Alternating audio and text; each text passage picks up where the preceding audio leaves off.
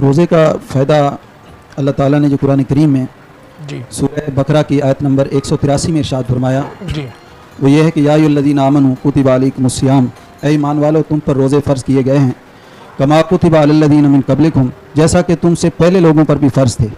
اور اس کا فائدہ کیا ہے؟ لعلکم تتقون، تاکہ تم پرہیزگار بن جاؤ، تم متقی بن جاؤ، کیونکہ اللہ تعالیٰ انسان کو زندگی میں بڑی نعمتیں عطا فرماتی ہیں۔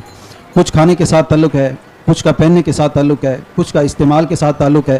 پھر اللہ رب العالمین نے 11 مہینے یہ نعمتیں دے کر ایک مہینے کے لیے انسان کو آزمایا کہ یہ نعمتوں کا بندہ ہے کہ میرا بندہ ہے، میری بھی مانتا ہے کہ نہیں مانتا۔ تو پھر ایک مہینہ پابندی لگا دی کہ اب رب کی مانو، ایک مہینے کے لیے نعمتیں سامنے پڑی ہیں اور تم نے ہاتھ نہیں لگانا صبح سے شام تک، تاکہ پتہ چل جائے کہ یہ اللہ کا بندہ ہے، جس رب نے نعمتیں دی ہیں اس کے کہنے پر یہ رک بھی جاتا ہے۔ اور اس کے ساتھ ساتھ روزے کے جو فوائد ہیں وہ صبر بھی ہے۔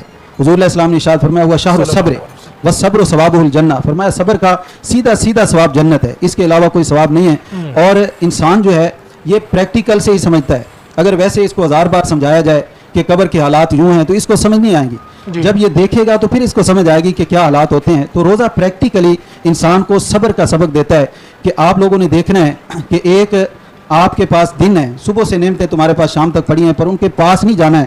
فرمایا اس سے تم اندازہ کرو کہ ایک غریب کی زندگی کیسے گزرتی ہے، غریب آدمی کیسے صبر کرتا ہے۔ آپ کو تو یہ یقین ہے کہ شام کو میں نے یہ لینا ہے اور کھانا ہے، فرمایا اس کا اندازہ لگاؤ جس کی جیب میں بالکل پیسے نہیں ہیں اور وہ بیچارہ ساری زندگی صبر کر رہا ہے۔ فرمایا اس سے تمہارے اندر ایک احساس کا مادہ پیدا ہوتا ہے اور اللہ تعالیٰ تمہیں لوگوں کا احساس دلانے کے لیے روزوں کو فرض فرماتے ہیں۔